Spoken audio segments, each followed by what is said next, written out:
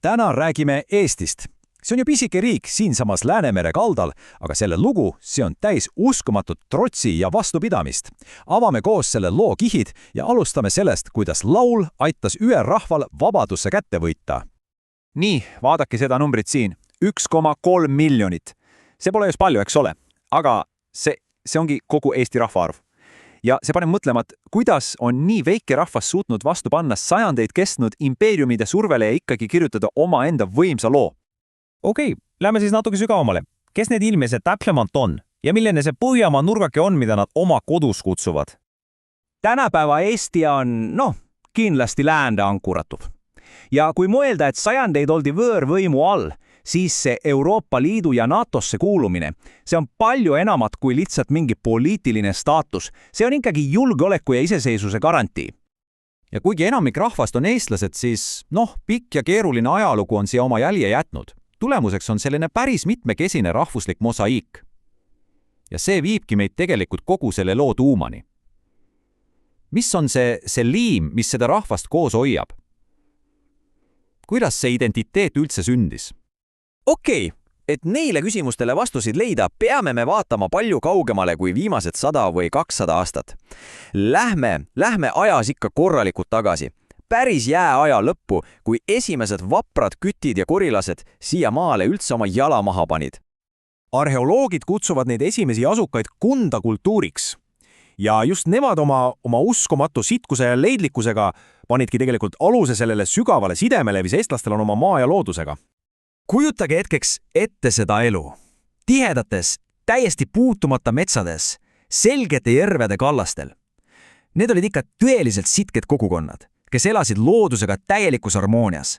Püüdsid kala, jahtisid põtru, tundsid metsa ande, nagu oma 5 sõrme. Aga see rahulik elu ei saanud muidugi igavesti kesta. Eesti asukoht Euroopa kaardil, see on ju täpselt ida- ja lääne ristel ja see muutis selle maa paratamatult ihaldusväärseks saagiks suurte impeeriumidele. Nii algaski pikk ja ausalt öeldes üsna tume ajastu.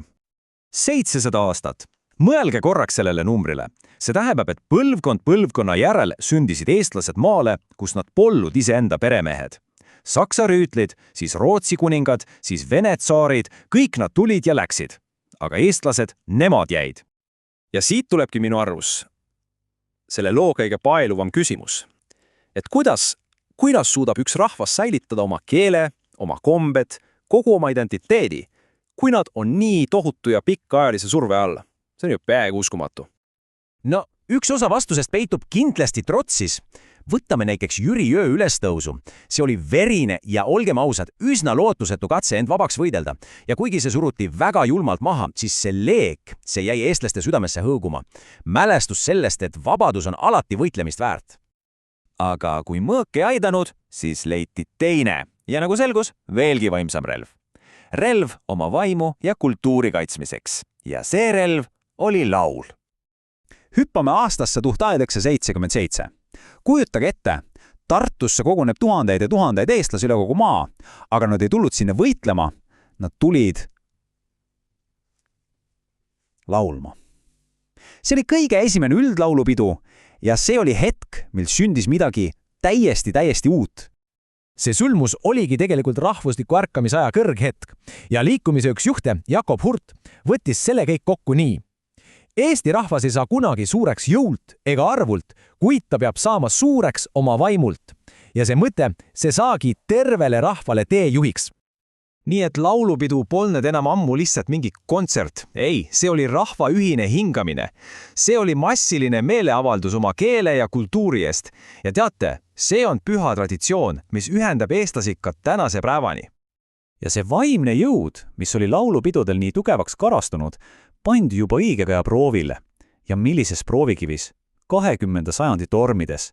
Ees ootas suurima unistuse täitumine, oma riik. Nii, keset esimese maailmasõja ja Vene revolutsiooni täielikku kaost haarasid eestlased võimalusest kinni ja 1918 aastal kuulutatigi välja iseseisev Eesti Vabariik. Aga see polnud veel kõik. Sellele järgnes vabadussõda, kus seda uut ja noort riiki tuli kaitsta Nõukogude Venemaa vastu ja see õnnestus. Ja siis tuligi 2 aastakümnet vabadust. See oli aeg, kus lõpuks ehitad oma riiki, arendada oma kultuuri, lihtsalt tunda uhkust. Aga see helge periood purunes täiesti jõhkralt aastal 1940, kui Nõukogude Liit Eesti okupeeris. Ja nii algas uus, veelgi tumedam peatükk. Ja jälle, just siis, kui lootus hakkas juba kaduma, pöörduti oma vana ja äraproovitud relva poole. Laulust sai taas vastupanu sümbol. Ja need sündmused on läinud ajalukku nime all laulev revolutsioon. Kujutage ette, ilma ühegi lasuta relvadeks olid ainult laulud ja ühine tahe ja sellega seisti vastu totalitaarsele režiimile. Koos oma naabrite Läti ja Leeduga moodustati kuulus Balti kett, mis näitas tervele maailmale seda vankumatut soovi olla vaba.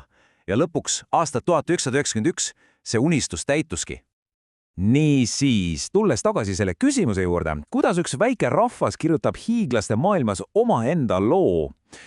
Eesti vastus on päris selge. See ei sünni alati relvade jõul. See sünnib läbi murdumatu vaimu, läbi tugeva identiteedi ja läbi laulu kustumatu jõu.